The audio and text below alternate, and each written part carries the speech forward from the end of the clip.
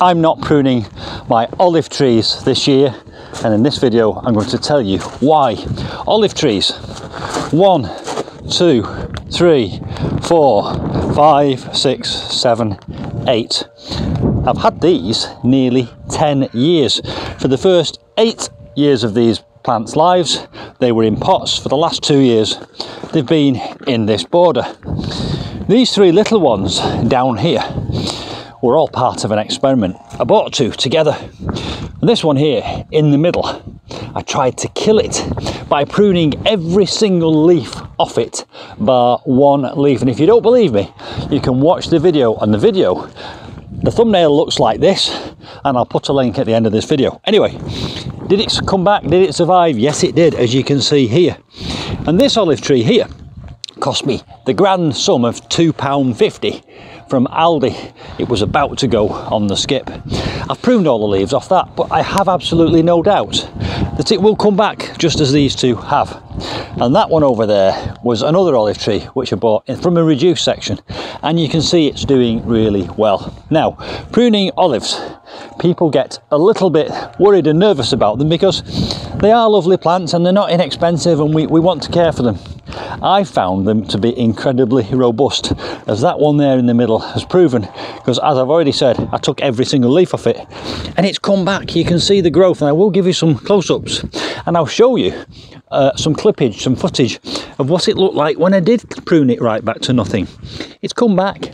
Sometimes giving them a good prune reinvigorates them because it helps the roots catch up. So anyway, why am I not pruning my olives next year, or this year, or the year after? It's a very simple reason, a very simple answer to that question. I want them to get bigger. It really is as simple as that. Now, let's talk about olive pruning. What you have to remember with olives is, if you prune them severely, there's a reasonable chance that you're actually taking out the opportunity for the plant to flower. And if it can't flower, because you've pruned all the buds off, it won't ever fruit. So bear that in mind if you're pruning. If you want to get olives from your plant, you have to let it grow a few years. It's got to go through a cold winter, because the fruits will set on last year's flower buds. So it's got to have a spring with flowers, then a cold winter, then next year you'll get olives on that. But if you prune them all off, you won't get any olives. Now, I don't particularly want olives on mine. Mine are strictly for ornamental purposes, and that's why I'm not pruning them. Look at this example here. This trunk is twice as thick as these trunks, and these trunks here are very narrow in comparison. I want the heads of these to grow bigger relative to the thickness of the trunk, so they look in proportion. So I've always kept these quite tight, about the size of a basketball, I suppose. I want them to grow bigger than that, probably into the size of a beach ball, probably about this size. Well, they won't ever grow to a bigger size if I keep pruning them. That's not to say that I'll never prune them. I'm thinking of a new rule for this, and it's called 2 steps forward, 1 step back.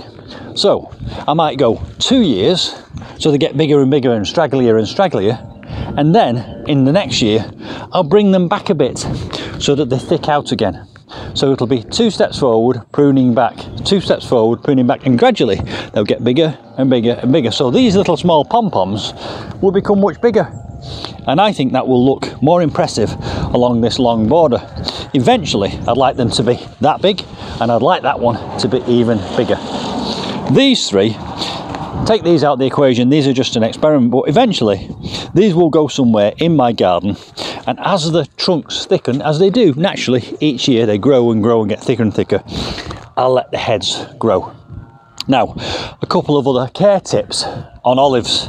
Think about where they come from. They come from hot, dry, arid, rocky, parched environments. So they don't need lots of enrichment in the soil, and they certainly don't need lots of water. So I've always thought that olive trees, lots of drainage. Now these in the ground here, I'm lucky because 18 inches below the ground here, I have lots of sand. So they've got very good free draining soil. These in the pots, I've put lots of crocks in the bottom, then a layer of gravel before I've put the compost in. If you want, you could mix grits into your compost, and I don't over water them. I let them virtually dry out between watering because they don't like too much water. They do like a lot of sun. They do like a lot of light. They are hardy in the UK. All these stay outside in the winter. If you want to, you can protect the crown with some fleece, and I did a video on that, and I'll put the link to that video, winter protection, at the end of this one. But pretty much hardy plants, much hardier than we give them credit for. And again, think about that for a moment. Some of these plants reach 400, 500, 600, 700 years old in their native environment. They've got to be relatively hardy. They can't be soft plants, these. So there we go. My reason why I'm not pruning my olive tree for the next few years. Simply because I'm letting them grow. 2 steps forward, 1 step back, and then we'll have a much bigger pom-pom. Hope you found that interesting and enjoyable. Don't forget, olive trees, drainage, drainage, drainage. See you soon for some more olive tree adventures. Bye for now.